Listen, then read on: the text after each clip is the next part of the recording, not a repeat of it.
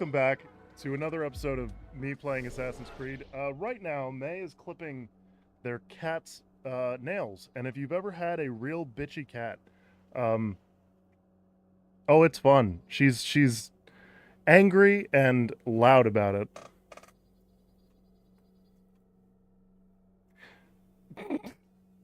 I wish I could move the cat. Okay, there she is. And she's under me now, and if I pick her up, she's gonna leave more scars on my hand than I already have. Anyway, back to Assassin's Creed here, trying to see how far we can get today.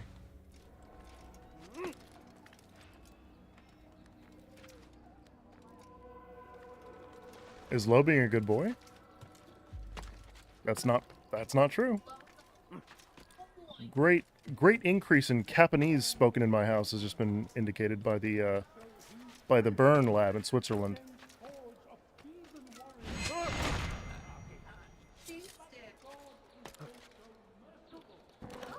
Oh, I was thinking CERN. Damn. I'd be a lot funnier if I could remember.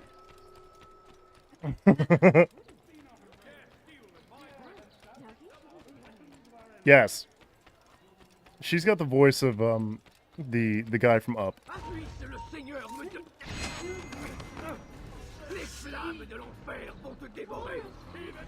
Okay, so he's angrily speaking French.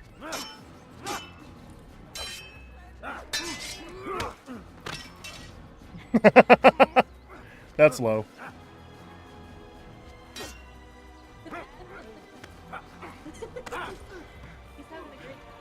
He's watching.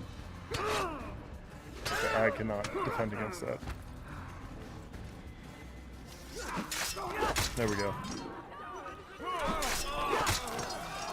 Is there anyone else? Great.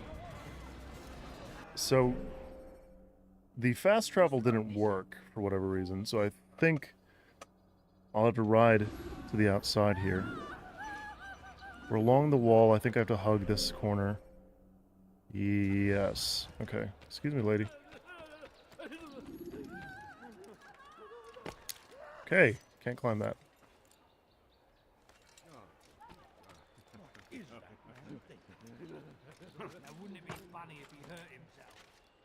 There we go.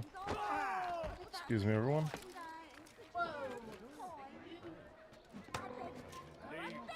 That old lady just hit me with some rocks.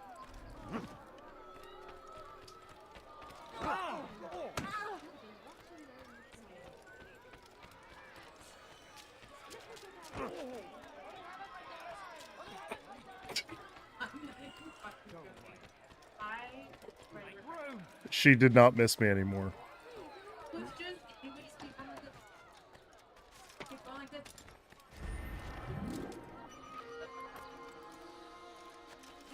There's the gate, okay.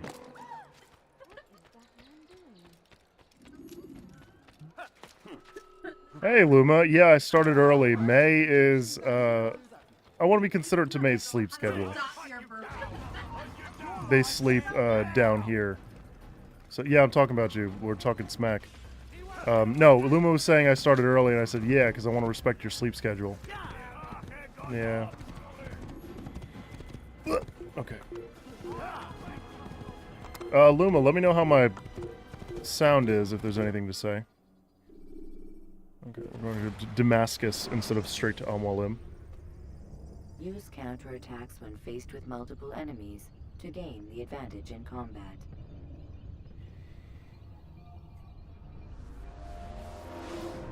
Luma, you missed it, because I started early. We were privy to May clipping 2 cats' nails. One of them was a good boy for the first time and last time in his life. And the other...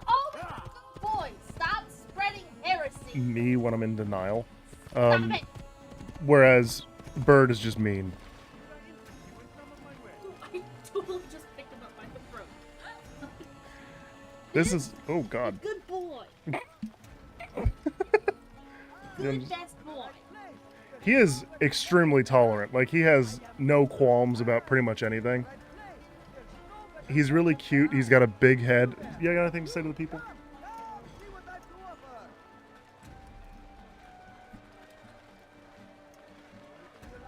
Nothing?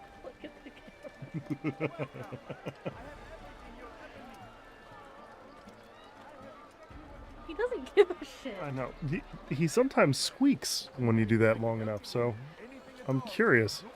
Never finding anything useful at the other merchant stalls? That won't happen here. Maybe if I squeeze it? Good day, my friend. If there's anything I can help you with, anything at all.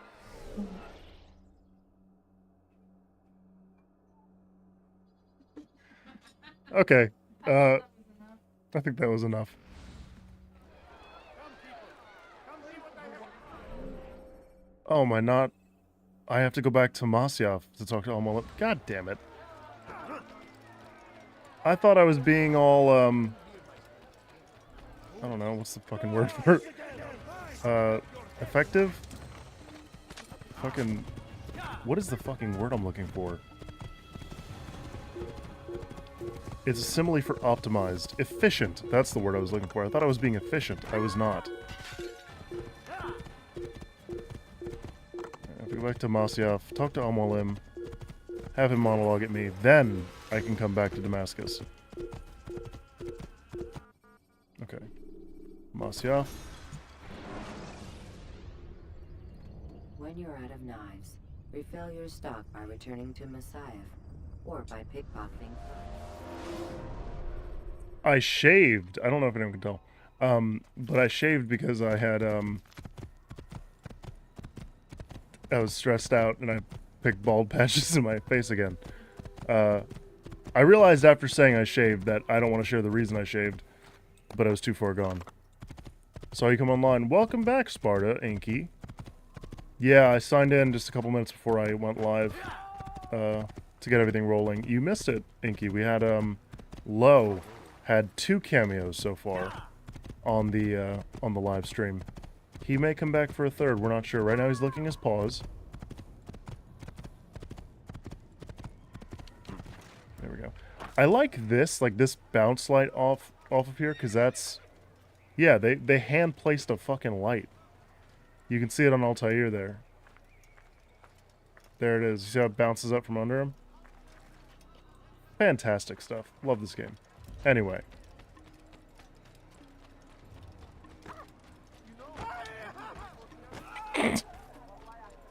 Playing Soul Calibur. Which one?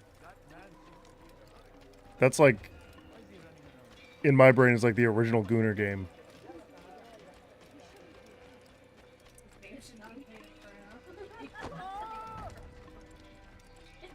Dante Bosco, that's his name. What? Really? Yeah, Bosco. Wrong. It's Inferno. Dante, Inferno. Dante and his Inferno. Dante Inferno and his Inferno. He's part of a band called Dante and the Infernos. And it's just the 9 layers of hell. Yeah. But every layer he just says, honor! And that's his curse. That's the 7th layer. Inky agrees that Soul Calibur is a D1 Gooner game. Oh, people goon to video games.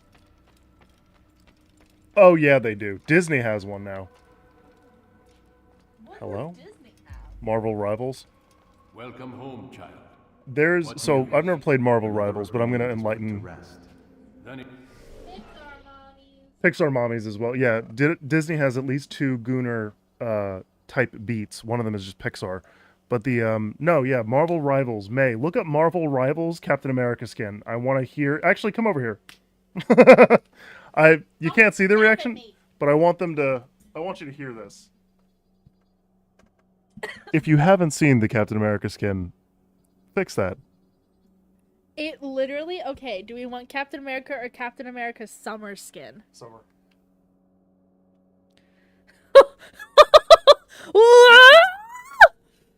Holy shit! Where was he hiding that thing?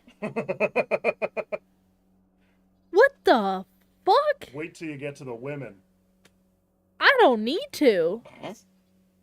Is that hell?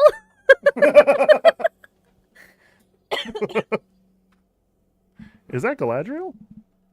Yeah, they have Hela in that game. They have everyone in that game. Every Marvel character you can think of. But designed by horny men. Like, this thing is a third leg. Oh yeah, I know. You should see his butt. Have you seen his ass yet? A butt? Has he got a butt? I've only seen. Is that or is that not America's ass? Well, it was America's ass when it was just a human. Right. Now he's got a dick too. That's America's trunk. Anyway, I'm sorry, I'm streaming a game and you can't even see what we're doing. There you go. It's out of focus and there's no autofocus. You're gonna have to right there. Like the little clicker videos where it's like Didn't focus now. I'm streaming in 1080p. That has taken up maybe 25 by 25 pixels. Here, So- guys. All right. So Luma says went to go see Backrooms again. It was really good. Sparta said all the female characters have jiggle physics now for some reason. There's a reason. And you could argue Overwatch has been like this since launch, but they're leaning into it hard right now. It would appear your work is nearly complete and your status restored.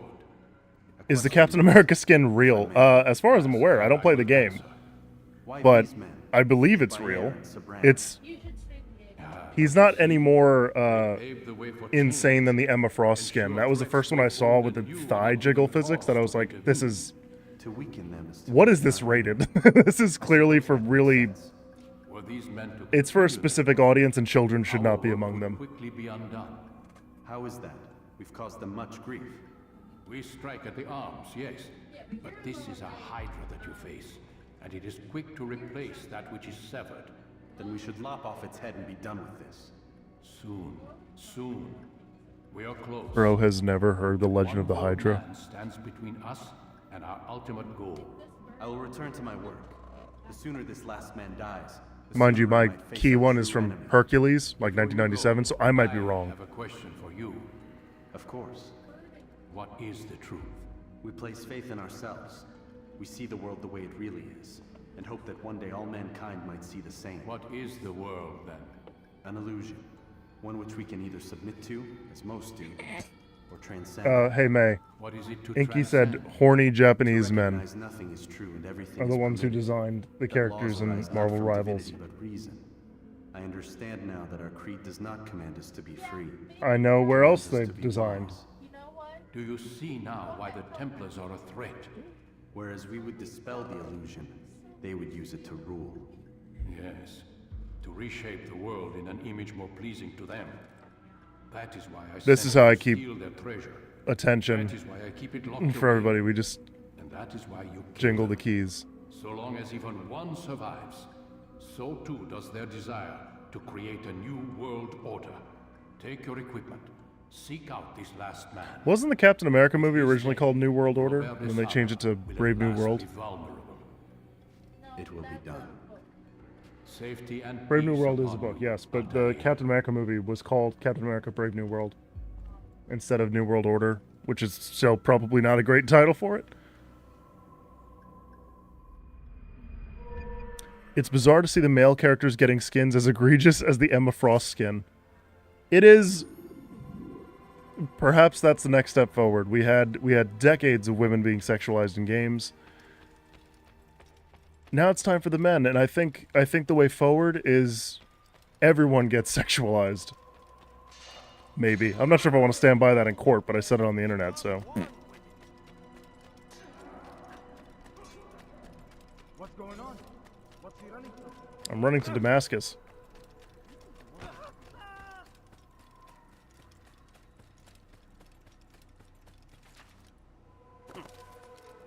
I'm definitely getting antsy with this game. Like, I just want to get to the story rather than running around. This part gets tedious. I will say, for fast travel purists, I like fast travel when you can use it to skip over the tedious bits. I think there's a balance to be struck, but I know for when I was playing Origins, I was just using fast travel because the world's too fucking big. Like, the city is, you know, the size of the kingdom in Assassin's Creed. You've got to cross the entire thing to go, you know, a bull is spitting up pits or something. and you've got to run across the city to find out who's been feeding it poisoned peaches or whatever. Like, it... Too much. Way too much. Skyrim, Hallowed Be Thy Name, was spectacular because it, especially with the main game, like the main quest line, the first time I played it and all that, it brings you straight to Whiterun, gets you right in the middle of the map, and then if you need to get to the Greybeards, you actually need to go around a huge portion of the map to get to Riften to start walking up the mountain. And that's a... Skyrim is an excellent example of a ridiculously large game that leads to kind of natural discovery. Natural. It feels like you're just in the world. At least the first time you play it. Obviously, the 100th time, it's a little less impactful. But Skyrim obviously being one of the core inspirations between all these open world games, along with The Witcher 3. I really don't like the lessons the industry learned from The Witcher 3 and Dark Souls and Skyrim. Is like, those three things individually are great. I don't really care for The Witcher 3, and I haven't played Dark Souls. I like Skyrim a lot, which does not help me with the core audience accusations. But I think The Witcher 3 is just, it's not bad. It's far from bad. It's fucking great. It's just, it goes on and on and on, and there's so many different things that I think I have to learn, like oils on your swords and all that kind of crap, like using different swords for different creatures, and I got stuck in a cave with a chort, which I didn't know what that was. I was just exploring, and I suffered the consequences, right? You wandered into a high-level area, you're gonna get your ass beat, right? Except I could not get out of the cave. I don't know if I was just stupid, maybe the entrance was somewhere else, but the way that I'd come in had a drop that was just slightly too high for Geralt to run up. So I was just getting murdered by a chort, and that was kind of where I just put the game down. I wasn't super interested anymore in trying to... Ooh, baby, that was dangerous. Wasn't super interested anymore in playing that because it just felt like I was getting punished for making a mistake, which I don't love in games. And other people do. One day I might play The Witcher, but it's just not my cup of tea. A little too much going on, and too Game of Thronesy for me. I think I've said this before with The Witcher 2. The Witcher 2 has a scene where you're invading this town with your team, and it's heavily implied and then explicitly stated, like, there are no good guys, there are only the powerful and whatever, and you're allied with this person because they're going to help you do XYZ. And that's fine. I'm okay with a little bit of gray, but you just hear the soldiers that you just led into the city committing war crimes through a door, and I can't do anything about it. That really turned my stomach and made me upset. So I don't... Mind you, I don't think The Witcher's bad for it. I think that's what really happens in the world. Yes, this is a world with fucking dragons in it, which is why I don't want a real world. I don't want the real world with dragons. I want an interesting world that can have its own problems. But if I'm playing a game, I want to be able to influence that world, or I want to be totally powerless. I don't want to have some weird hybrid where I have huge amounts of sway over the world, like Geralt does, but I just can't open that door because... Sorry, you can't. You're just going to have to listen to this audio.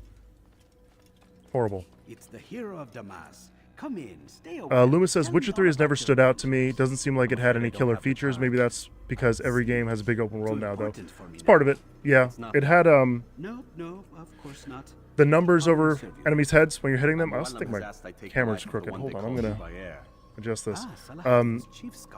Numbers over your guys, that's also Borderlands, but open world, the structure, the quest structure that they kind of implemented, all that is largely inspired by The Witcher for the later Assassin's Creed games with Dark Souls type combat. Not necessarily hard, just, you know, using the triggers and bumpers and such for that. Yeah, I'm aware of its influence. And I can... What about this new world?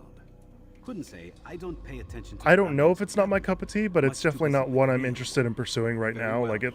I'll walk among the people. I've owned it for like 10 years. I own it on PC. It was a busted piece of shit on PC. Like, I'm good.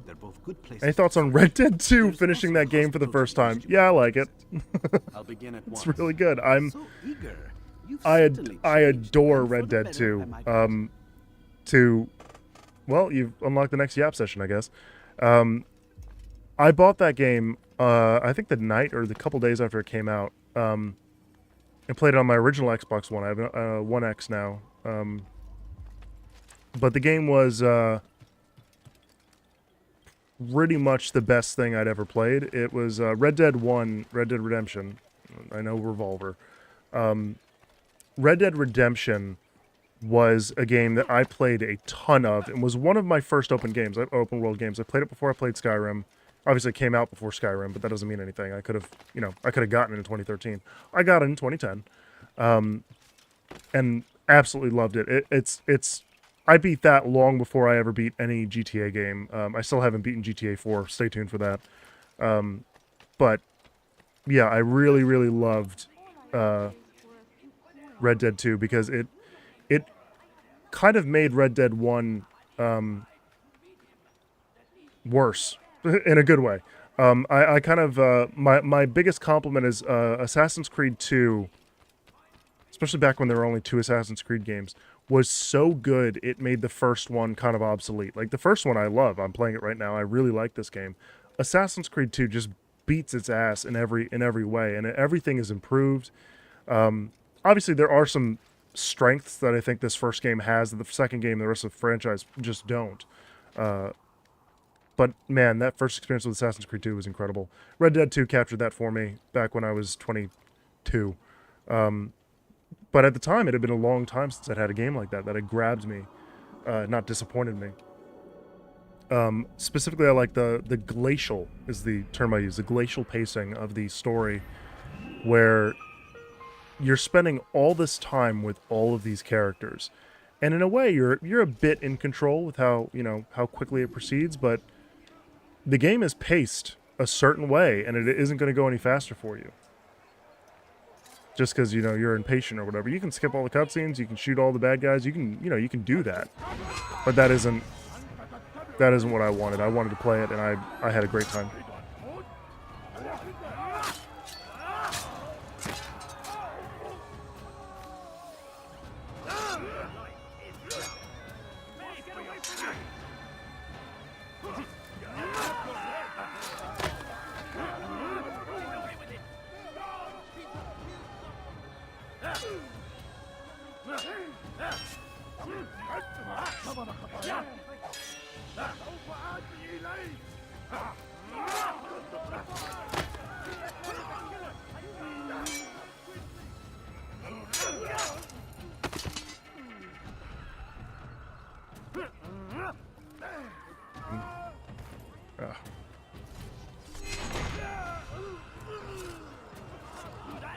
Good you came along when you did.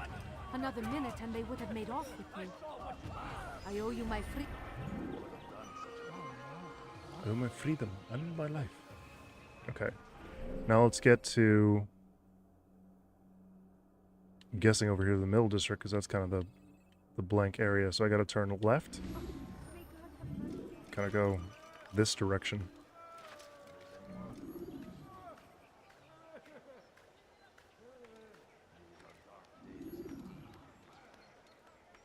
I don't know if you guys have played Arkham Knight. That's another one that like really is very important to me. Which is weird because like I played Arkham and Asylum and I played City and I liked both.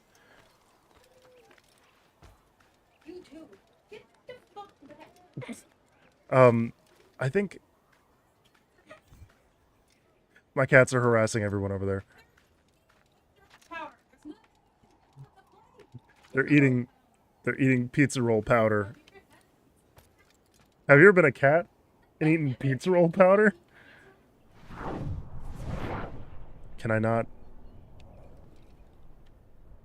Did I already get this tower? I sure did. What the fuck, dog? Okay. Sorry. God, I am ass today. Oh, I didn't take my medication. That might be why. So last night was a flash flood warning. I spent the night at my brother's house, so I was completely taken off guard for the rest of the day. And yeah, forgot my medication. That would explain a bit of this. Inky said, first video I upload might be talking about Red Dead 2. Phenomenal game, but I think the ultra-detailed realism and the honor system hurts the experience for me. Interesting. I would love to... I think Red Dead 2 needs to be talked about more, even though it's one of the most successful games ever or whatever the hell. There's no fucking way you thought I wanted to stab her. Anyway. There we go. First time we're playing AC. No. First of all, hi, David. No, not my first time playing AC. Just first time in a while. I've owned the game since 2008 or something like that. Not when it came out, but it was one of the first games I got for 360 when I got it, and just really love this game. I also talk a lot, so if you'd like to stay, if you're already gone, bye. But if you'd like to stay, I'll be here. Ask questions. I'm reading chat. What was I saying a second ago? Oh, Red Dead 2. I think Red Dead 2 needs to be talked about a little more because it's, you've got the, I'm just going to keep doing this. You've got the version of the game like Nakey Jakey where he's talking about Rockstar's game being game design being outdated and having those issues with the way the game is structured and how it's a little too casual and a little too this and a little too that, while also having, you know, these on paper very realistic, very hardcore features, but not committing to them enough in his mind. I think it's one of those games that it's like Mass Effect in that, like, if I see a new 2-hour video about Mass Effect come out, I'm like, oh god, yeah, I'm in. Great, I know what I'm doing. Which just happened actually. There's some other guy named Bricky or something that's released one as well, but there's a smaller guy who released a video that I'm watching as monotone. Like I typically don't watch YouTube on the app because of all the fucking ads. But YouTube likes when you don't have an ad blocker installed on your official channel, so I don't. And they also like when you interact with people, as in, like, Jesus Christ, I'm awful at this. When you are commenting, liking, watching things on the app, helps you. They don't want you to just post. They want you to interact. They want you to be a part of the community, as it were, or use their service if you want to be slightly more cynical about it. Okay, I have to go to the left there.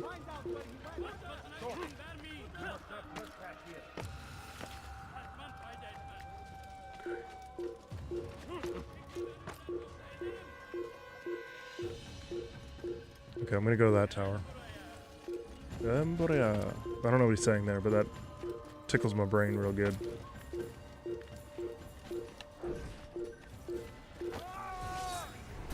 Amazing. This game's great. Ad blockers can hinder your video performance. Officially, no. But yes, absolutely it can. The reason being that YouTube doesn't want you to use ad blockers. So if you're using an ad blocker for, you know, I have my MRM, my name account, that's fine. It's not connected to Monotone. I use a different profile on Chrome. I use, you know, completely separate thing. Obviously, they're still tracking me. They might still know. But I don't know. Maybe it doesn't do shit. But the idea is they will not say that because I don't think they can officially do that. But yes, they also throttle your video performance if you do that. They do disclose that now.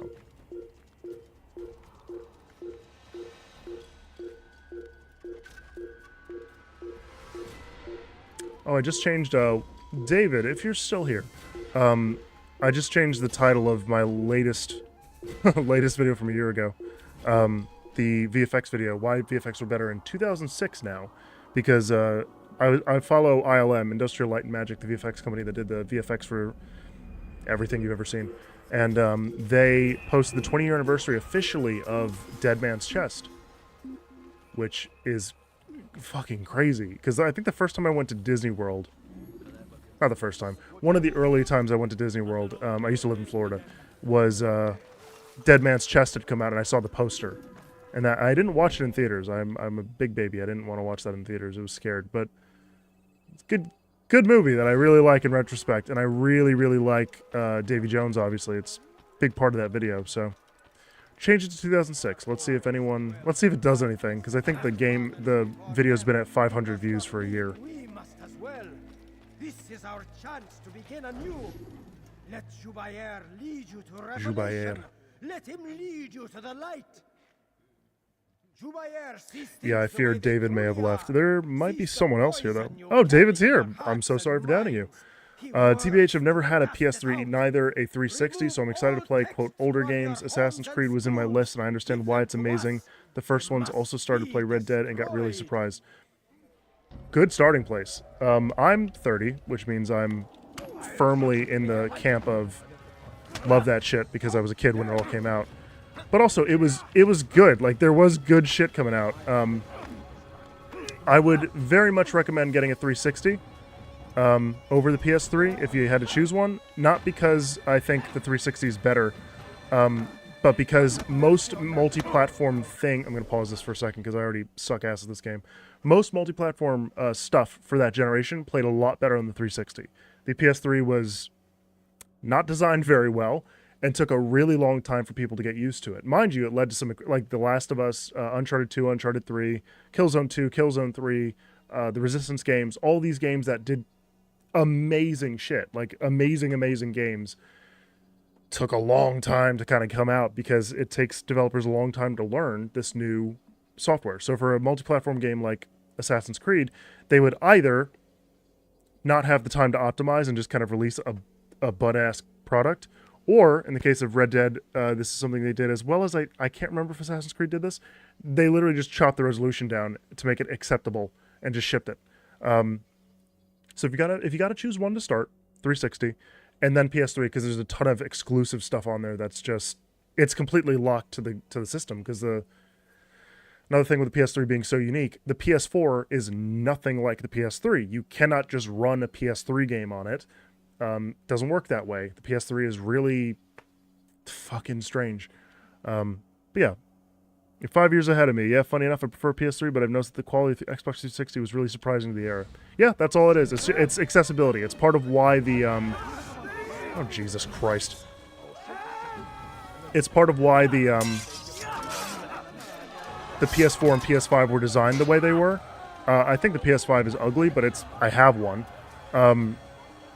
And part of its whole appeal is that it is easy to use for developers. Like all the bits that you want to use. I just paused so you can watch me get my ass beat in slow motion.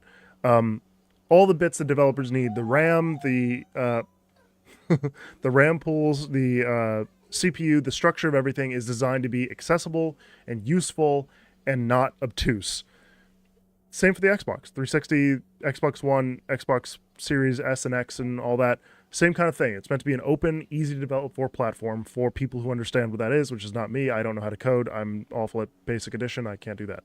But that was why the 360 succeeded. Part of why with developers is because it wasn't obtuse and all the documentation wasn't in Japanese, and there wasn't this air of snobbishness that Sony had at the time, which they're kind of getting back with the no disc thing, because it happens every time they decimate their enemies, they become the bad guys again. We need another E306 where Sony gets their ass handed to them. Anyway, David says, I already bought the PS3 last year to get the chance to play Infamous and also Skate 3. Yeah, Infamous is fucking sick. Let me see if I can block this guy. Oh, hell yeah. Okay. Okay. Yeah, I think the PS3 is very interesting. It's something that I want because there are games on there that I want to play. I have Metal Gear Solid 4 over there somewhere. That I already own it for like $8. I don't care that they're making a remake. I'm not buying the remake. Because I have the original for $8. Like, I already own it. I just need to pay $300 to get a PS3. That's all. That makes sense, right? Get off me.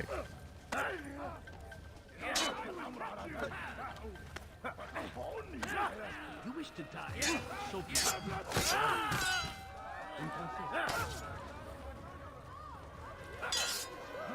David says the only thing that doesn't push me to get Xbox is the controller is weird for me, but I know I could get used to it. Interesting. I don't like the PlayStation controller at all. I really like the 360, Xbox One, etc. controller. I have a lot of problems with the Xbox One and Microsoft in general, but their controllers, spectacular stuff. Shame PlayStation is still making great exclusives and still being the worst of the big four, in my opinion. I'm not involved. I'll stay over here. I think obviously axing even the possibility of physical games is a giant mistake that's going to cost them. Don't know how many people really care. I care, but that's partially because like yeah. I care. Oh, May just raised their hand and say I care. The reason I care is because like you'd what? Sony's removing a disk drive from the PS6. You won't be able to use discs anymore. You'll have to buy The Last of Us again. You'll have to buy every game that we have over there again. Yeah, that's why people don't care. That's why people care.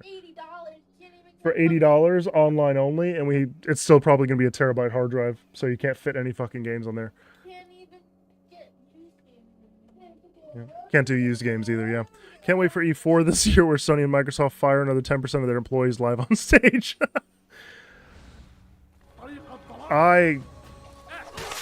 In terms of the Xbox layoffs, this is less egregious, I feel, than the... what was the last guy's name? Phil Spencer? Am I thinking of the right guy? Because he oversaw them buying Activision, which was clearly illegal and not a good move, and business-wise made no fucking sense. And then they laid off 10,000 people. Like, that was atrocious. That was just all that. This version is more like Xbox is trying to shrink a little bit and be a game developer / publisher / whatever, not the publisher, not the multi-platform guy, which I think is good. I think that's, you know, Xbox has really worked hard to make a shitty product for like 15 years straight, but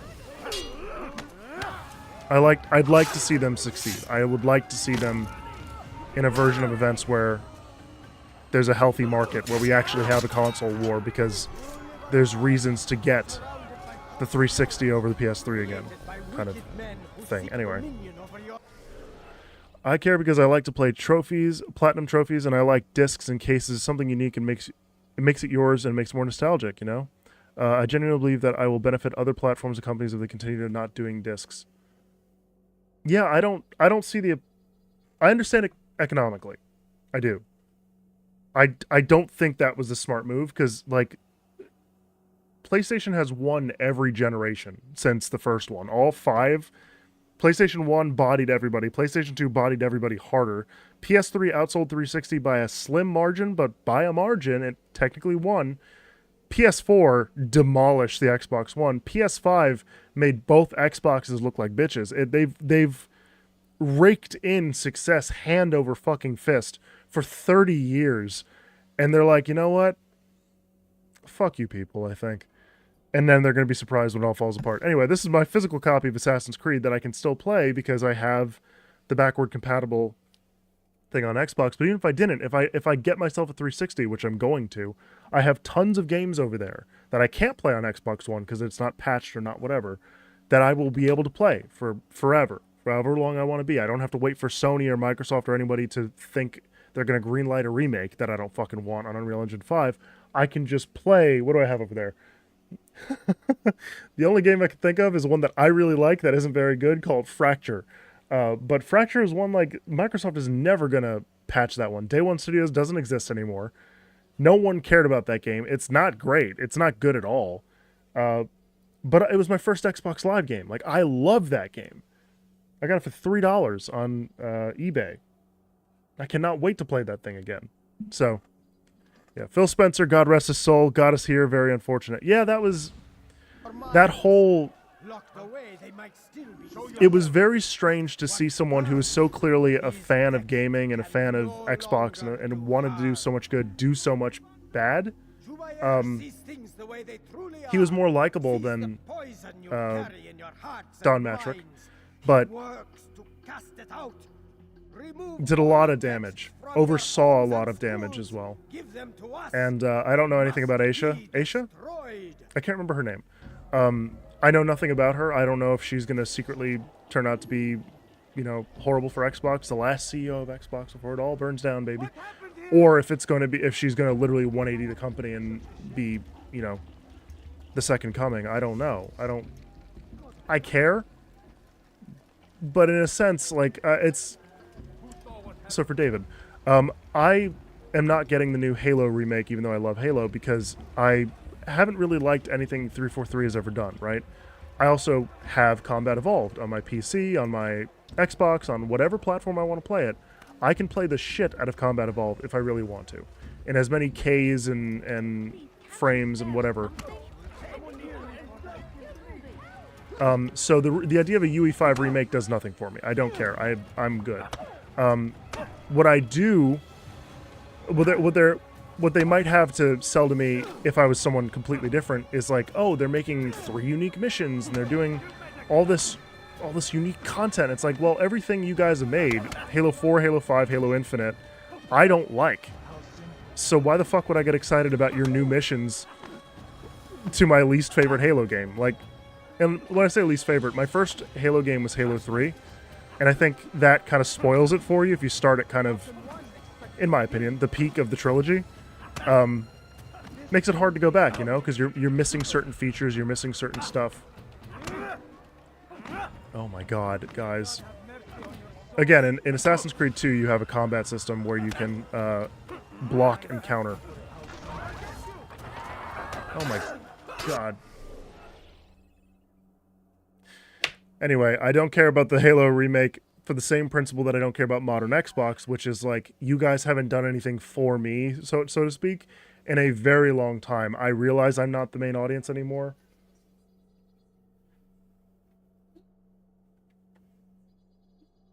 $99. I'm sorry, did you want the mystery? Yeah. Oh, the 66.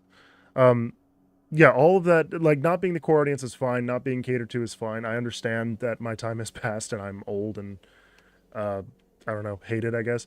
But in this case, it's like, because there's nothing for me there, I have no interest in what they're doing. Right? Does that make sense? I think I'm saying it enough. I don't really need to belabor the point. David says, I never played Halo, but I highly respect the players who had, because that seemed amazing times of gaming. It was good, man. I played Halo 3 back when it was the shit. It was the top played game on Xbox Live, and it was fun. Didn't play Modern Warfare, wasn't a Call of Duty kid. Wasn't very good at Call of Duty, so that's probably why, but also just wasn't my cup of tea. I really loved Halo 3. I also loved Halo Reach, but Halo Reach, I have a poster of it. That's what this... There we go. This is a Halo Reach poster. But that was the first game that kind of fractured the community. It was kind of the beginning of issues. Oh, that was horrible. I'm so sorry. I did not mean to burp in the mic. Do you think they'll pull a GTA Trilogy remaster and delist MCC after Halo 2 and 3 remakes come out? 100%, yeah.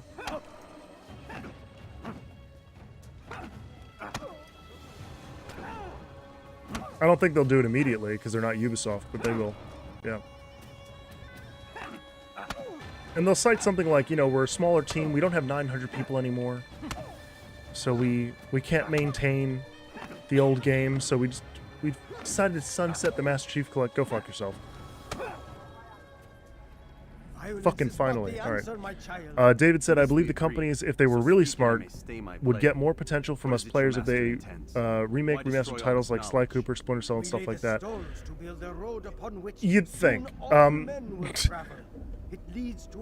Those are very respected games. And mind you, I'm not telling you you're wrong. I'm just going to kind of voice why I think they're not going to do that. Sly Cooper is not the most successful franchise that Sony ever had. It was well liked, and it's from 20 years ago, so old people like yourself and me like it, but remakes and remasters have now entered the point of parity. So if they're going to remake it, they've got to do it from the ground up. They've got to do it probably in Unreal Engine. They're going to do, you know, all this, lots of money, lots of Ks, lots of visuals, lots of 60 frames per second and shit like that, and HDRs. And that isn't what made the game fun. I I own the Sly Cooper trilogy. I bought it during COVID because I bought myself a PS2 Slim and have a bunch of games on there. With Sly Cooper, I had a lot of fun with it. There was a lot of jank to it too. Not jank. That's the wrong word for it. There were some difficulty chasms where things just got impossibly hard for no fucking reason. But it was a lot of fun. But I didn't have fun with it because of.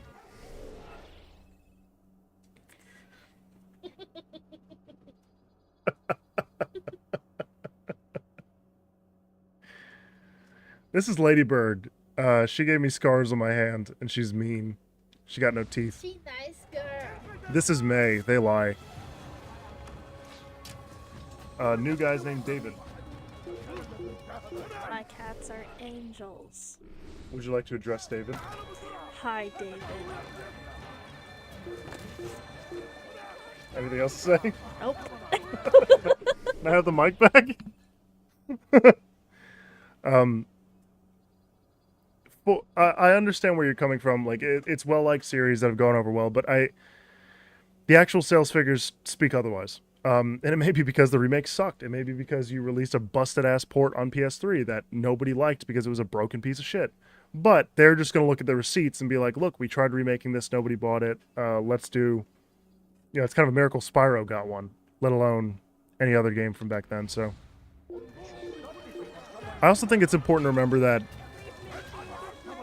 companies are very simple creatures in the sense of if it makes the revenue go up, they'll do it. And that includes why we have live service games. It's why we have all this other stuff. You might hate it. You might say you hate it. You might have 1,000,001 videos decrying it. But that man was just reverse smooth criminaling.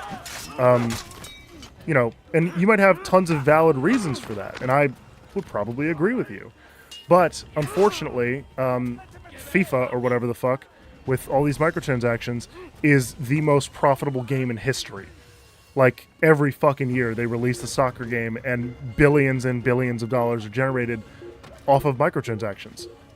So if you're, you know, the president of EA, in charge of making the numbers go up, are you just going to tell them, psych, we're not going to have any up numbers anymore? That technique, that thing we do that costs us virtually no money and gives us billions of dollars, nah, we're gonna cancel that. No, you're not gonna be able to say that. You have to do it.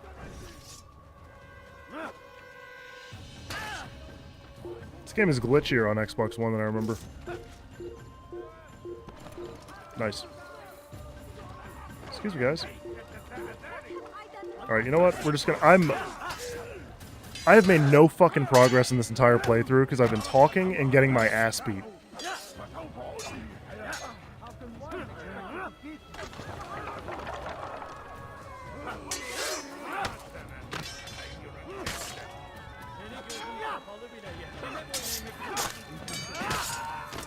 But yeah, it's not fair. I really wish it was like only the good games got through or whatever, but it's just a matter of what makes the money go up. If the new Splinter Cell game or the remake or whatever the fuck Ubisoft's doing sells like hotcakes, they're gonna do another one. If Black Flag Super Duper Edition does great, they're gonna do another one. You're gonna get... Now that I think about it, they don't have any other good games left. They have Assassin's Creed 1, 2, and fucking Black Flag. I like Brotherhood a lot. I know other people like Brotherhood a lot. Revelation, I have a soft spot for. It's not great. It shouldn't have been made. Has the best shot in this fucking series. 3 is a mixed bag. Black Flag is a lot of fun. Unity is a piece of shit.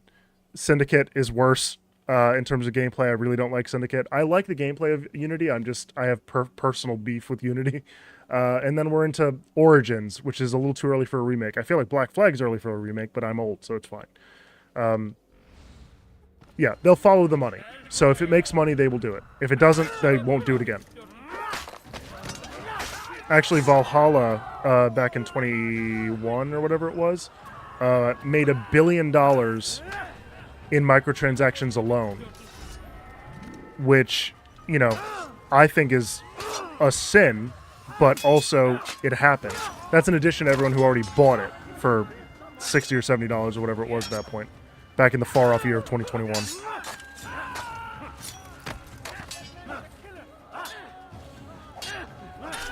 There we go. Jesus. All right, get the fuck out of here. Climb this goddamn tower.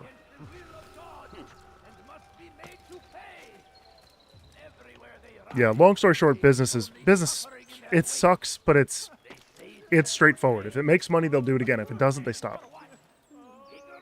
And because of their fucking overhead costs and because of the expectations of growth, they're going to have very, very high expectations. And if they're not met, then 10,000 people get laid off and Microsoft spins off 6 studios in a day or whatever the fuck they're doing now. So, yeah.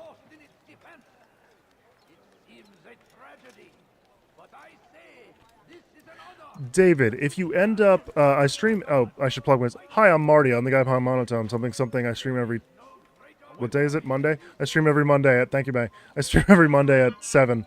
I think it's very important to state that I am currently very busy. I'm doing a movie. I wrote and directed and edited and etc. I'm currently in the middle of doing sound, or at the end of doing sound, which is great, but it's taken about a year. So my videos have not been posted in about a year. I've been working on an Unreal Engine video since before they announced Unreal Engine fucking 6, that I will be releasing at some point soon. I'm done with the movie this summer, for sure. The actual date, TBD. Once that's done, I'll be taking a break because it's been exhausting to do. Very, very tiring physically and mentally. Then I would really like to get back into Monotone because at the start of 25, I made 4 videos in 4 months, and I had a lot of fun doing it. And I would really like to do it again. I have way more ideas than just Unreal Engine. I know what the next video after that is. It's Lord of the Rings and The Hobbit, comparing the VFX. Why does The Hobbit look like that, basically? Which is a lot of fun. I think it'll be a fun topic to talk about. But I'm currently doing, you know, a movie, so it sucks up a lot of time. What I'm asking is, if you could take a look at my other videos, tell me what you think, because I'd like to hear some new people's opinions. Again, if you're still here, because that took a lot of words to get out.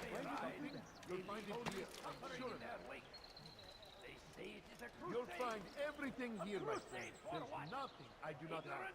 Something caught your eye? Oh, Jesus Christ.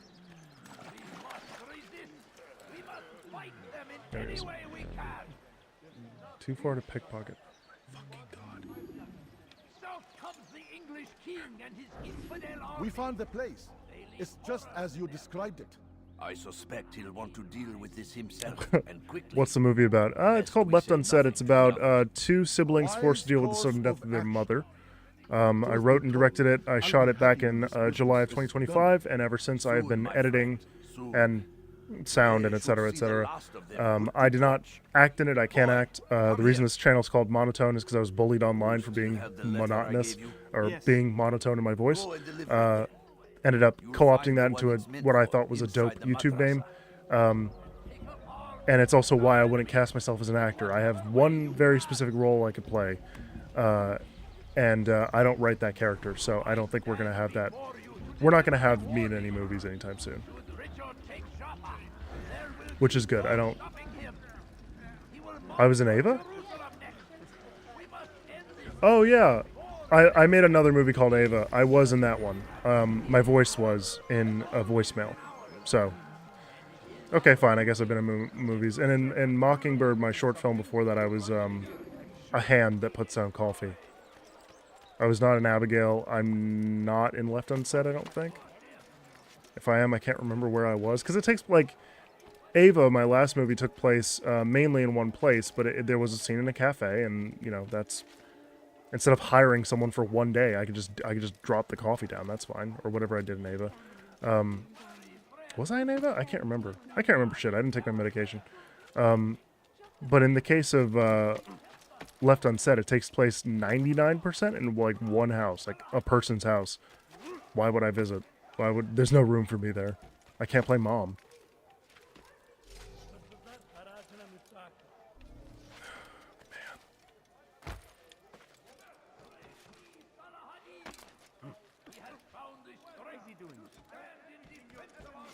Also, Lumily, who is the other person, they had to leave for a bit, but the other person that was here, and one of my pretty standard watchers, You just watched me forget what I was saying in real time. That was incredible.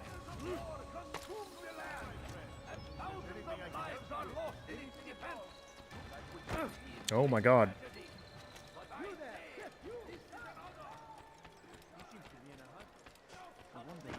What?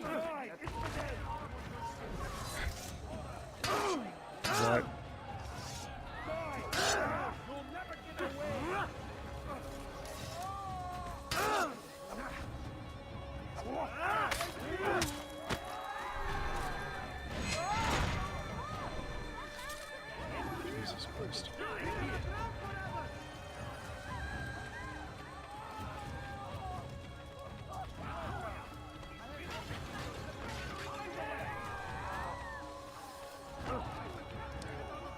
Jesus Christ.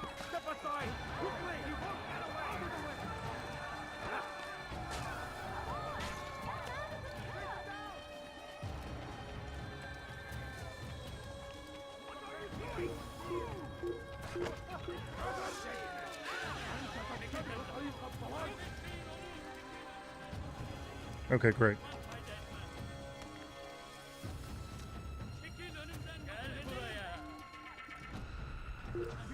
Alright. Go away. There we go.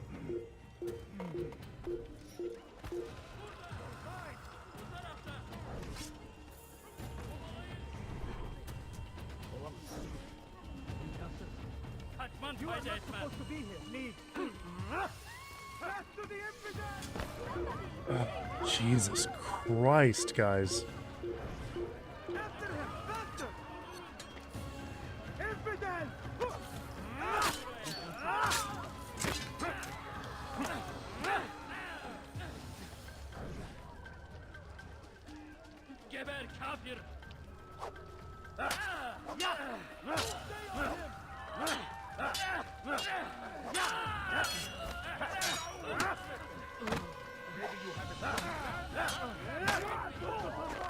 Oh, Jesus.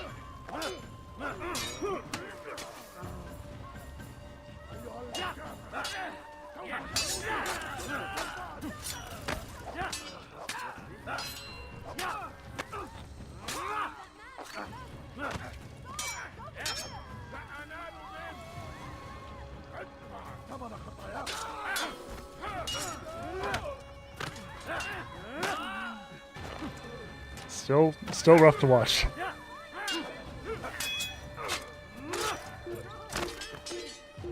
David, how'd you find me?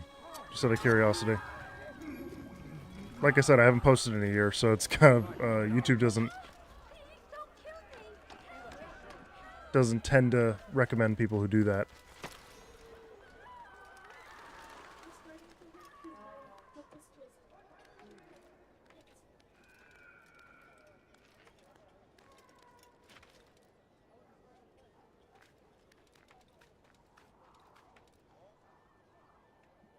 Oh, not recently, but David, you'll learn something about me. I struggle to find out what's context and what's oversharing. So we're gonna walk this line together, where I'm gonna overshare and regret it later. I worked at a place called DK Oldies, which is this retro video game store, and it kind of I was already on a certain path of really kind of going for retro stuff, but that kind of kicked me a little bit harder to start exploring more, specifically when it comes to like playing my own stuff. And what I've recently started doing is I have this newer laptop. I've started finding old games that are abandonware. So I have like, for example, the Harry Potter games on PC, which I loved as a kid, even if I have issues with Joan. And then there's other games that I never really got a chance to play, like Ed, and Eddie Misadventures, I think is one of them, is available on PC for free because it's abandonware, because no one sells it, and you can't sell it anywhere. It's a dubious legal zone that I think is generally extremely altruistic. Oldgamesdownload.com, I think. I don't have enough viewers for that to be a problem if I say it, I don't think. But it allowed me to get into gaming from when I was a kid, from when I was very young, like before I started playing games age, and earlier, in a way that didn't require me to whip out the credit card. I'm an American. I don't know where you're from. Our economy has been awful since I was born, and it's just gotten worse. So as an adult, I've got a mortgage, I've got to pay for food, I've got, gas, whatever. And there's not always a whole lot of dollars waiting around for me to try a random game from the 80s or something. But if you can find it online for free and ethically, which I feel is important, that's part of why I like the retro gaming movement and why I think game preservation is so important and why I don't like what Sony's doing. I have dubious feelings about Microsoft. Is I feel like preservation. I'm a big film guy, right? And like 99 to 99.9% of all movies made before I think 1950 are gone forever. Like they do not exist. You cannot find them. The prints were made of ultra flammable nitrate, and they weren't treated well, so they just don't exist anymore. You can't watch them. The movie industry didn't really start giving a shit about preservation until, frankly, like the 90s. In reality, maybe the 70s. You could make a case. There were definitely movements, but like one of the biggest restorations is Lawrence of Arabia. Very important movie, very successful movie, from just 30 years before, had degraded and fallen apart and looked like shit and sounded like shit because no one took care of it. In 1987. 88, 89, something like that. Steven fucking Spielberg spearheaded a restoration of this extremely important, extremely popular movie, and it cost him a lot of money, and it took a long time, and it's the version we have now. It's a preserved version of Lawrence of Arabia that I watched in movie theaters that was spectacular. Lawrence of Arabia is really good. They did cast white Obi-Wan as the Prince of the Arabs. It was 1962. They're gonna do that. But that was one of those things of like, if a movie as big and well loved as Lawrence of Arabia could fall apart like that, what is happening to the movies that we don't talk about?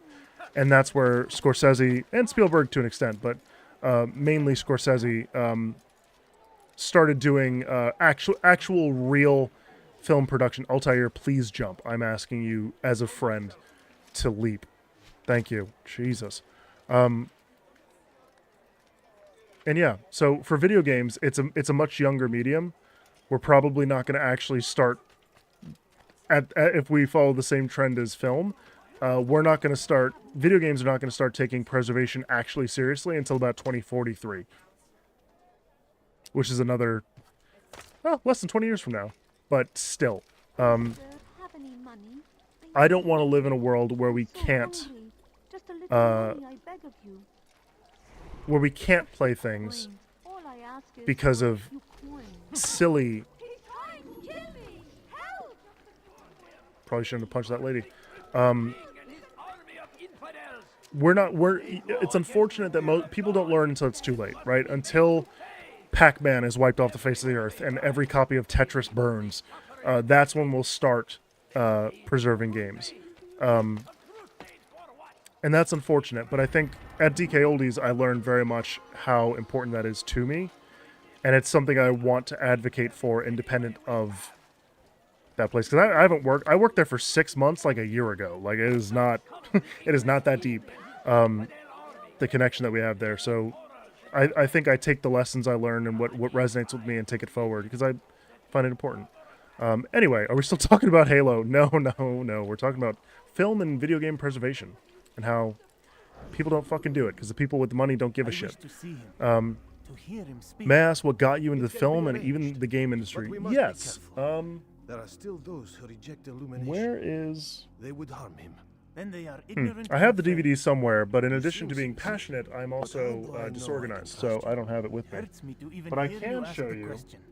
Very well. We gather each day in the madrasa. He comes to speak. Actually, kind of this for both, but this is why. This is Peter Jackson's King Kong. The original King Kong was made in 1933, directed by Ernest Schoedsack, I think, produced by Marion C. Cooper, basically directed by him.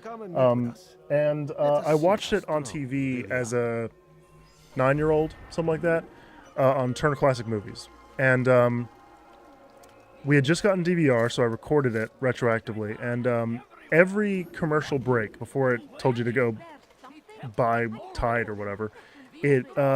Robert Osborne, a film historian who has since passed away because this was over 20 years ago now, would give you information about Willis O'Brien, the guy animating Kong, as well as the process of how the movie was made, the context of the film, released during the Great Depression, the height of the Great Depression, like the worst section of it, 1933, where people were so desperate for an escape, they would go to the theater and they would watch Kong multiple times. It was the most successful movie of all time when it came out, for I think like a year and a half. It wasn't super long, but it was, yeah, it's a very, very important film to me because it taught me that films are made by people, which I knew, but like I didn't understand.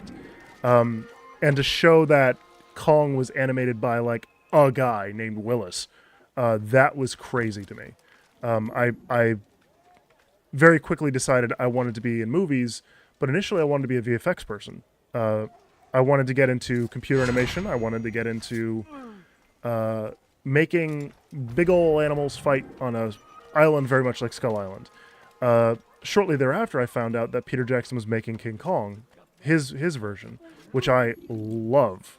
And it's probably my favorite. My favorite movie of all time is either King Kong, the Peter Jackson version, or Treasure Planet, depending on the day. Which is the second the second video I made here, so you can notice a pattern. King Kong, the first one, and Robert Osborne especially telling me about it is what kind of started it. And then after that was my dad got me the Star Wars movies, the original trilogy on DVD, and there were 4 cases. One was New Hope, Empire Strikes Back, Return of the Jedi. The 4th disc was called Bonus Disc, and I opened that up and I watched Empire of Dreams, which is a documentary narrated by Alec Baldwin. This is my wife. She's tired of hearing me talk.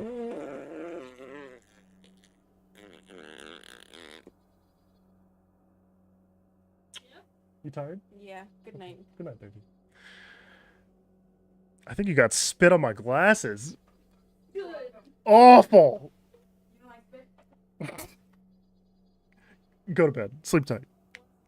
No, get the fuck out of here. I'm sharing my story. And I'm waiting for you to stop. It's 8 o'clock. 8:30. I will be done. No. Stomp louder. See, this is the thing. I watch these back to kind of take notes on how I am on camera. This is gonna suck because you can't even hear what they're saying. Hi, Maybelline. How you doing? I sleep right over there. So far, he has artificial sun pointing at my pillow. And he won't go until 8:30. I wake up at 4:30, bitch.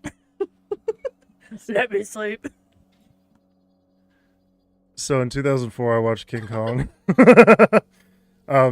Yeah, but that kind of started for me. And the bonus disc is where I found out that, like, oh, stop motion existed when the Star Wars movies were made. Oh, shit, this is still, like, a useful thing. And then I got the Star Wars prequels, and that was where it kind of blew up, because each one of the prequels came with a disc that, Lumily just said, didn't know this kind of ruthless bullying was allowed on YouTube. Yeah, so I watched the Star Wars prequels, and I watched the movies, I liked the movies, but I would watch the bonus discs virtually every day. No one knew I was autistic, because they weren't looking, apparently. Anyway, that's side note. We're not going to talk... Next podcast, we're going to talk about my dad. This one's about Star Wars. Yeah, I watched the Star Wars prequels, learned about ILM, learned about CGI, learned about all that stuff, and I really wanted to make VFX.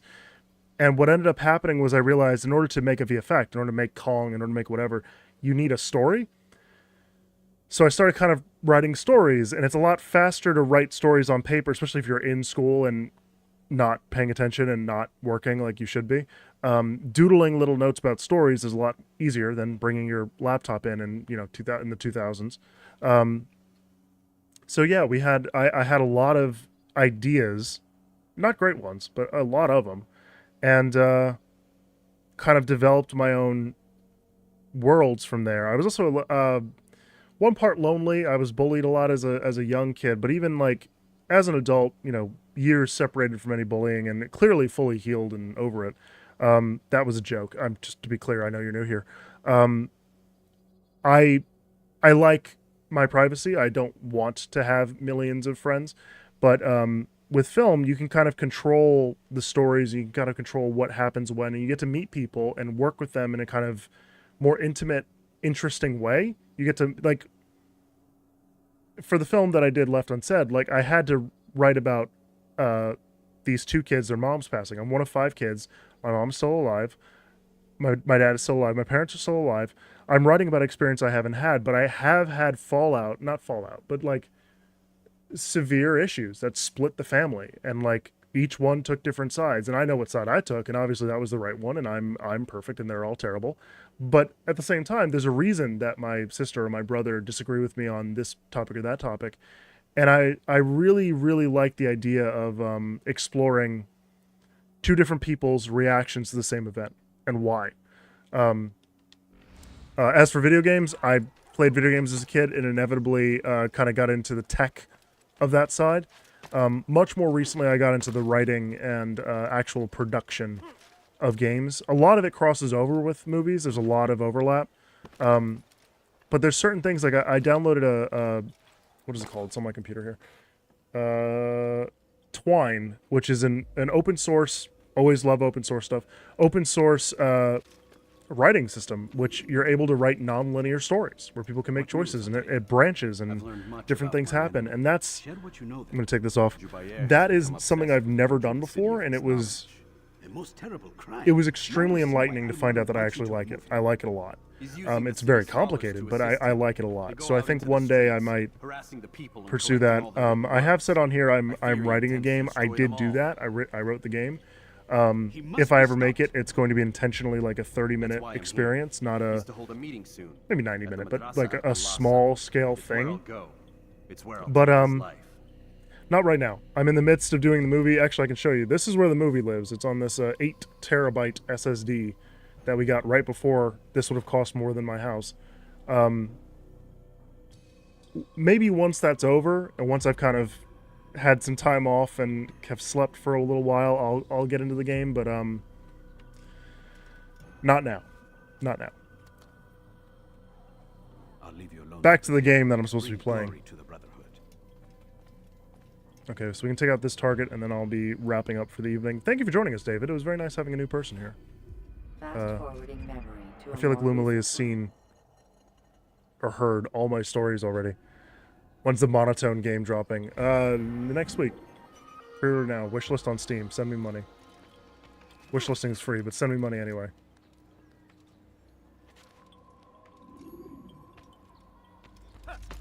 But yes, David, you're right. I did. My first video was about King Kong, the game, because I love the game. Second video was about Treasure Planet, which I feel very strongly about. And I think Treasure Planet... Here I'm talking about my videos, not the actual subjects, but I think Treasure Planet is probably my favorite video I've made. I think Halo is probably the fan favorite, if I can even say that I have fans.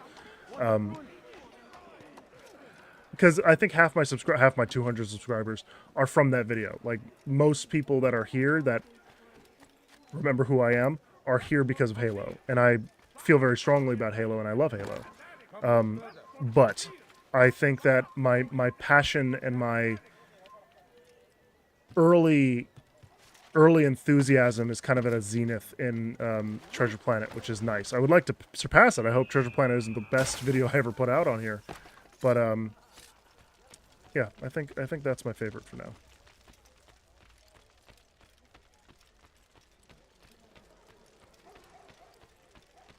I also have a soft spot for the VFX video I did. When I worked at DK Oldies, I worked in social media, and even though I only worked there for a short time, the amount of information that was delivered during that time was a lot. Overwhelming, for sure, but highly educational. And I think one of the core problems with my VFX video is there isn't... I know what I was going for, it didn't really come across all the way. So, that's on me.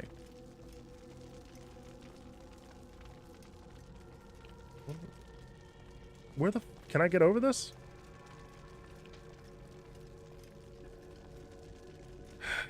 Okay, I can descend into there. David said, I highly understand and respect your point. Same situation, yet people chose different options, and it's fascinating, even if it's the same household, even if it's not still the fight or flight. Yeah. And I you know, full disclosure, my siblings and I have issues, but not like, not with each other exactly.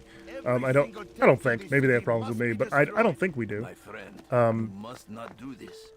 Yeah, this is, it's interesting because I guess what I meant to say there was, when I brought in Andrea, who's the actress in the movie, the main character, she brought a ton of herself.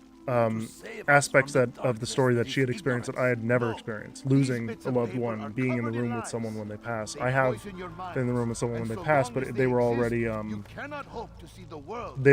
gone, so to speak. This was different for her, so she was able to bring that to it and talk about it in a way that was enlightening and intimate. It's not something you would typically say to somebody that you met 30 days ago, but it's one of the great things about film is that it allows you to kind of jump in. I'm not good at small talk. I am really good at yapping. I'm really good at bringing up my dad, or like what I use my dad as a punchline, but like there's some bad shit with my dad, and like a lot of everyone on Ava learned about it because I didn't know how to not share. No one on Left Unsaid knows about my dad. I'm very proud of that. But it's a very like you kind of get to share intimate stuff about yourself that you typically wouldn't, and that's very interesting to me. There are still boundaries. You need to talk to people and tell them what you're talking about before you jump straight into whatever it is you guys burning. But it was very good. It leads to a very warm relationship, I found, with all my actors that I've ever had the privilege of working with. And I'm co-writing the next one with my wife, so I'm hoping that that'll be an opportunity for us to also learn more about each other, and maybe it doesn't work. Maybe we hate each other by the end of it. Maybe we never want to write it together again. But I think that in and of itself will be an education, even if it, sucks. I do make movies. That is my career. That is my... No, it's not. My career, my day job is social media. But my passion is filmmaking. Has been since I was 9. I'm pretty fucking consistent with it, and it is something that I will continue doing for as long as I can, I think. I forgot about this mission. Today is a glorious I'm gonna put my headphones back on so I can actually hear what's going on. We will at last be free! Purge yourselves of these evil spirits before they control you! Do not think yourself above their corrupting influence. Their words can only do harm.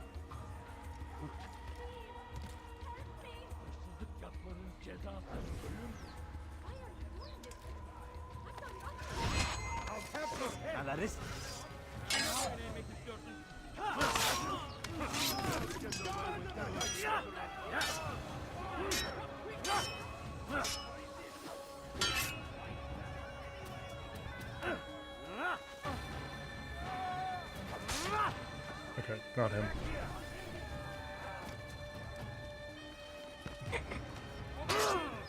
I'll have your head. Maybe you haven't noticed, but you already know. Alright, I'm gonna pause this so I can read this. Day job, social media. Night job, he is Batman. Free time, he does the filming. That's right. That's that's me. Luma says, the only acknowledgement of the game is in like 5 minutes being, that guy's burning is frying me right now. I'm funny sometimes. Not on purpose. I wish I could do it on purpose.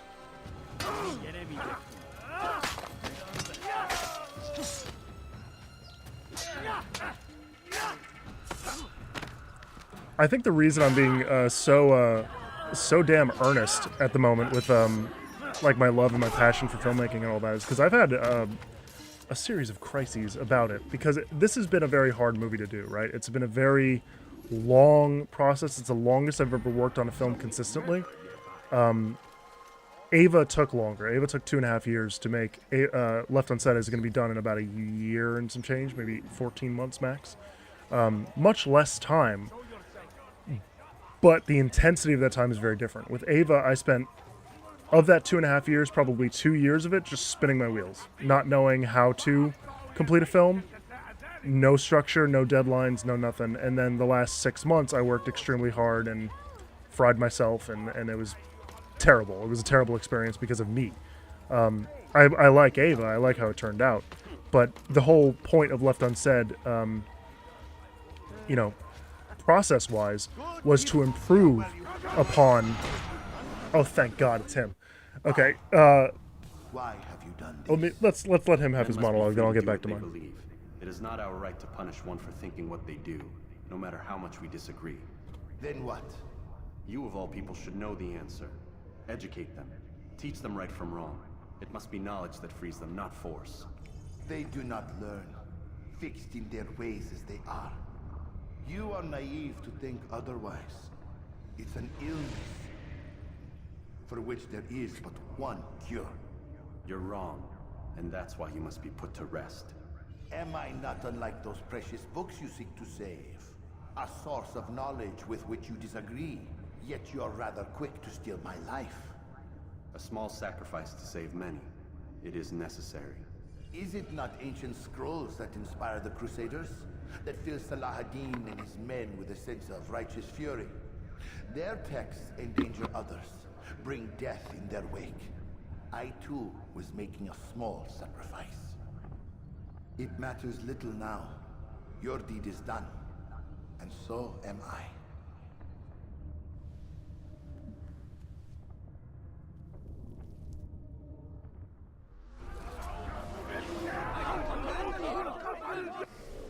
Okay. Part of the reason I'm being so earnest there is because the process of making this film has put me into an intensive period of work. Prior to this is a shirt. I worked at this. It's covered by my logo. It's fine. I worked at a place that made a legit movie, a real movie, and I was witness to that. I was assistant editor on there, and it was enlightening. It was exciting. And then I went in and shot my own movie, and I wanted to do it properly, and I wanted to do it in the pipeline way, instead of all at the same time like I did Ava, which was hugely inefficient. And 99% of that bitch went great in terms of my movie, my bitch. That last 1% that I got wrong, though, is really draining me. Sound is not my favorite part of the movie. It's extremely tedious. It's labor intensive, and I have limited time. I have a full 9-to-5 job. I picked up gig work recently that I haven't done too much. So, and that was like this past weekend. So I can bitch about that. It's not relevant to this. I have other obligations. I have other things in my body. I need I was diagnosed as diabetic, and for months I was fine. My sugars were great. It was awesome. Then I found out my sugars can be affected by stress. Then the most stressful thing I think that's ever happened to me happened. And then I kept getting stressed about things, and I'd watch my sugars go up. So while trying to balance my health, my family, my own life, and the film, you can't see all my fingers, but there you go, taught me that the next movie, Thin Places, coming to a theater near you in like 2030 or something, I have many notes on how I'm going to do that one differently. Left Unsaid has been very draining. Anyway, back to the actual people here. David asks, what are your thoughts about putting more cutscenes / cinematics in a game? Do you think it's more enjoyable or the opposite? Cheap answer. It's highly contextual. It depends on the kind of game. I tend to, I'm not good at games, flat out. I'm not good at playing them. You may have caught that by now. So I'm not a fan of Dark Souls. It's not my cup of tea. I don't think it's bad, obviously. It's not for me. That's fine. I do really like The Last of Us, but it's not my favorite game in the world. It's my wife's favorite game. My favorite games are Twilight Princess, Peter Jackson's King Kong. What are all my other favorites? Assassin's Creed is pretty good. Red Dead 2, like all the... What was that, Maybelline? Hello Kitty Island Adventure, #1. No, I'm kidding. Yeah, no, there's certain games I love where I love the storytelling, and there's other games where I just like playing them. Like, I really like Teardown. Teardown is great. I've been playing a lot of that. I don't think it's a blanket answer, nor do I think you're really making a blanket statement. In general, I like story over gameplay because I'm not good at games. So the most complex, intriguing gameplay in the world actually is kind of a put-off for me. because like I don't have time, I don't have the brain capacity to learn all these buttons and all these new stuff. I kind of just want to play something to relax, to, you know, get out of my head and engage with something else. And that barrier to entry being, you know, complex means that I can't get into it like I want to, which kills the point of gaming for me. So in general, cutscenes are fine. I don't mind them as long as they're not abusing my time with it, which I think Metal Gear Solid 4 does. But I'm also interested in Metal Gear Solid 4. Like it's such an auteur thing, and you don't get that in you rarely get it in movies. And movies have had the word for 60 plus years now. You never get an auteur video game, and Hideo Kojima is one of the people who does it. None of his games speak to me. I have never played a game of his where I'm like, oh my god, I love it, or even finished it. I had no doubt you'd succeed. But he's still a person that I look at and I'm like, I like that this exists. I like that, you know, there's room for this. Such ignorance breeds only evil. I think variety is good. I think having not just games I don't like, but lots and lots of games I don't like. And by that I don't mean Halo 4, because Halo 4 sucks dick for different reasons, but like really interesting games that do not try to attract me, mainstream gamer, at all.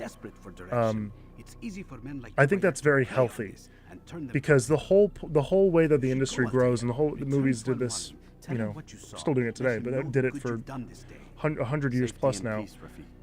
The new weird shit is how you get to Star Wars, is how you get to King Kong, is how you get to any of the interesting mainstream stuff that people grow up with, and I feel like that's such an important part that people discount. You know, as you know, I'm old now. I'm tired of superhero movies, for example. Maybe, you know, some kid who watched Superman or Supergirl or Captain America: Brave New World or whatever, any of the movies that here's one that I can actually speak to because I've watched this one. I hate Pirates of the Caribbean 5. I hate it a lot. I almost I ruined someone else's day with how much I hate it. That being said, in 2017 or whatever, when it came out, some kid is going to watch that movie, and the zombie sharks that flip out of the boat, the Salazar's crew with the bits out of them and the floating and all that, that is going to ignite their imagination, and they are going to follow their fucking dreams based off something that I hate, but it's not for me, right? Like, I love Pirates of the Caribbean 2 and 3. I love the Star Wars prequels. I like the original trilogy as well. Don't care for the sequels, but I'm not... I also realized, like, by the time the sequels came out, I was 19 for Force Awakens, so I guess I was kind of in the market for that. I like The Last Jedi. I'm full out. I like it. I have notes. I don't think it's perfect. But I like that I was trying to do something. Rise of Skywalker sucks. But, like, some kid is going to see Rise of Skywalker, and it's going to ignite their fucking imagination. Exactly what I just said. They're going to pursue their dreams, and that's beautiful. That's fantastic. I like when things exist that I don't care about. Awesome. Does this apply to The Matrix 4?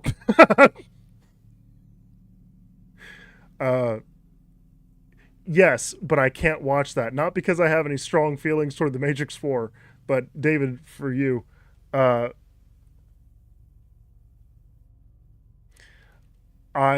had a real severe mental health crisis after watching Matrix 4. Yeah, that's my wife in the comments. I ruined her day. She's still here, which is nice. But it's not something that I am not happy about that. But yes, I stand by. I think things that I don't like existing are very, very good for a variety of reasons. For the reason of variety, because it allows tons of people whose brains work differently to engage with something. And before I leave, because I need to go to bed, a great example of a mainstream thing that I do not give a shit about is Minecraft. I don't like Minecraft. The music makes me angry. Not because of the music, but because my brother, who is now an adult with a child, but was once a child who would wake up at buttfuck AM and play Minecraft all day, that music drives me fucking nuts, because he's the early bird. He would be up before me, and I would wake up to Minecraft every day. It was like torture for me. I hate Minecraft. I hate the noise it makes. I hate everything about it. Not because the game is bad, because my brother played it too much. And yet it's the most popular thing in history, I think. So like I'm glad it's not up to me what is good and what is bad and what is mainstream, what's not. Anyway, goodbye everybody. I'm